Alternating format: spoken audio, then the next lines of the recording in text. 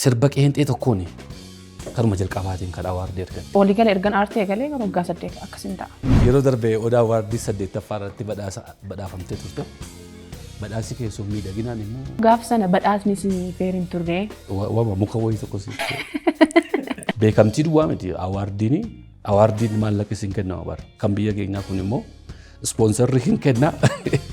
Achumatti hambifatu. Maal godha aartiin amantaa ofii jabbeeffattu waaqa keenya galateeffattu dhaqxee maal jedhu. Miis Oromiyaa faratti hin dorgomne yemmuu. Kan leencoo gammachuurra jira. Leenbu'aa biyya dawwanii. Performii isteejitiin mucaa sana namni ga'u jiru dhugumaan. Daraaruu irratti sadaffaa baate. Isteejii irratti bareedaa ture akkaataa itti wallistus gaarii ture. Mee akkamittiin sadaffaa si baasan maaltu ture laayik? Dogongorri guddaan uumamee jira yeroo sanitti. Namni biraanis jira dandeettii addaa namni qabu ture. Namni sunis sadarkaan ittiin bareedaan ture. Musinnaa ture moo? Keessi koo baay'ee na sodaataan deeme. Gubboo barbaada iddoo tokkotti. Abbootii qabeenyaa kan gaafachuun eegalee kan na jabeessus jira.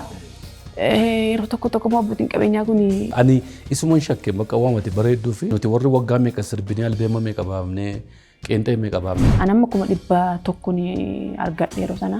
Asaantiin bultii ijaarratte? Baay'ee mana isaa taa'een ture na jajjabeessee na cimsee mana isaa na teessisee ture. Hangan addaan baanutti jechuudha. Wanni waliin ni ta'a ta'udha. Ija koo ija hoolaa siif agarra.